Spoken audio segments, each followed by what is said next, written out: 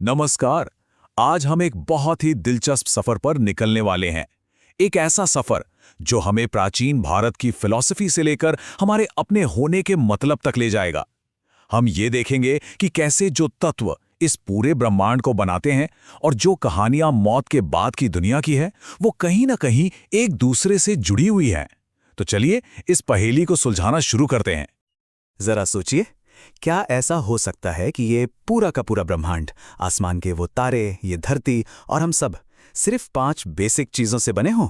सुनने में थोड़ा अजीब लगता है ना? पर ये एक ऐसा आइडिया है जिस पर हजारों सालों से सोचा विचारा गया है। तो आज हम क्या क्या देखने वाले हैं? सबसे पहले हम ब्रह्मांड के इस बेसिक ब्लूप्रिंट को समझेंगे। फिर देखेंगे कि ये हमारे शरीर पर कैसे लागू होता है।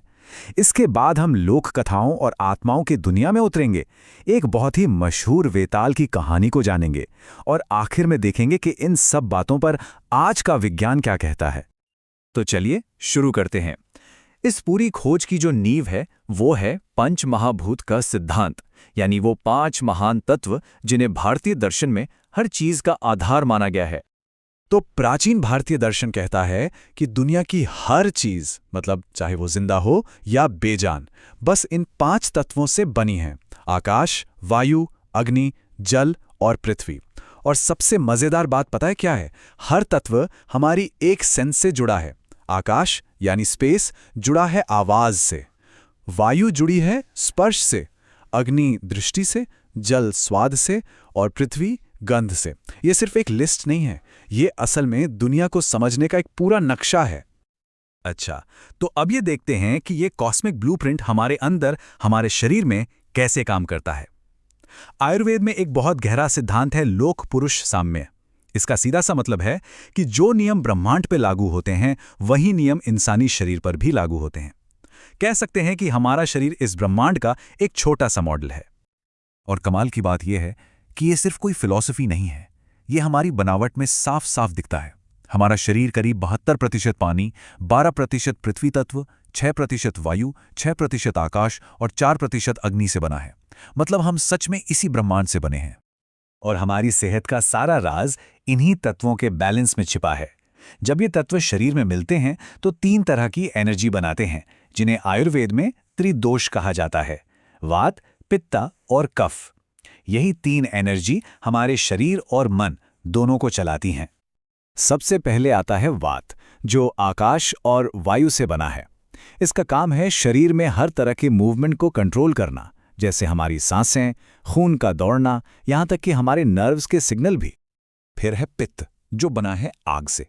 ये हमारे शरीर की आग है, मतलब हमारा मेटाबॉलिज्म।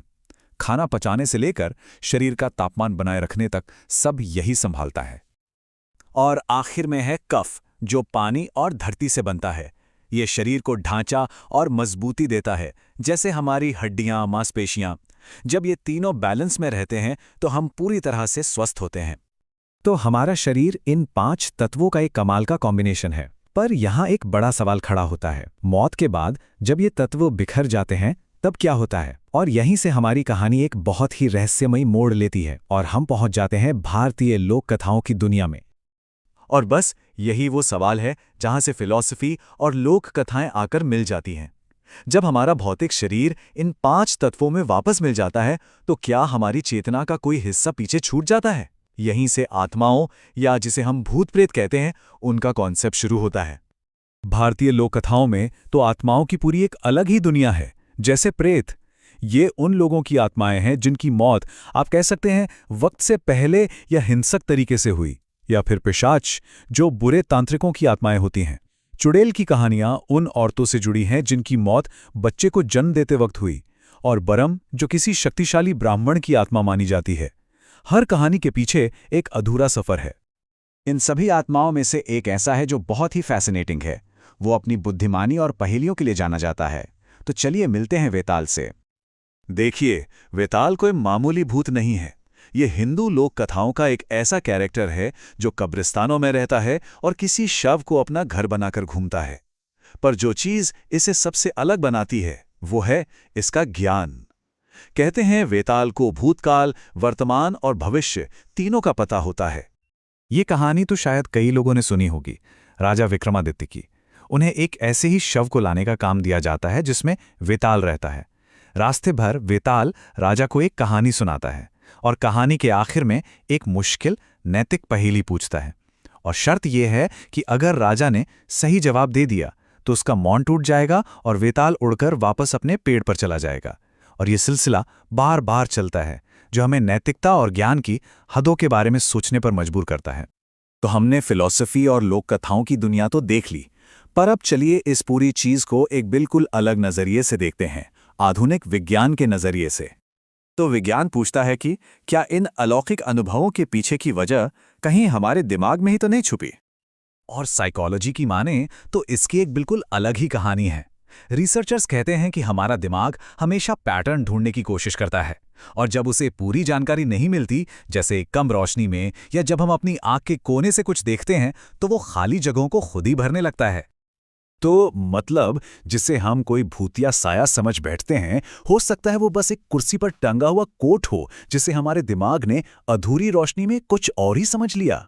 ये कोई अलौकिक घटना नहीं, बल्कि हमारे दिमाग का चीजों को समझने का एक नेचुरल तरीका है। तो आज हमने एक ही रहस्य को 3 अलग अलग नजरियों से देखा। चलिए इन सारी बातों को एक साथ रखकर देखते हैं कि हम कहां पहुंचे। एक तरफ है हमारे प्राचीन नजरिए। फिलॉसफी कहती है कि सब कुछ 5 तत्वों का खेल है। लोक कथाएं कहती हैं कि ये आत्माएं उन लोगों की गूंज हैं जिनका सफर अधूरा रह गया। और दूसरी तरफ है मॉडर्न साइंस, जो कहता है कि ये अनुभव हमारे दिमाग के काम करने के तरीके का नतीजा हो सकते हैं। तो आखिर में हम कहां खड़े हैं? क्या हम प्राचीन दर्शन के 5 तत्वों पर यकीन करें, या लोक कथाओं के रहस्यमयी दुनिया में खो जाएं, या फिर विज्ञान की तार्किक बातों को मानें? हो सकता है कि सच इन तीनों के बीच में कहीं हो। ये सवाल मैं आप पे छोड़ता हूं। हमारे साथ जुड़ने के लिए बहुत बहुत धन्यवाद।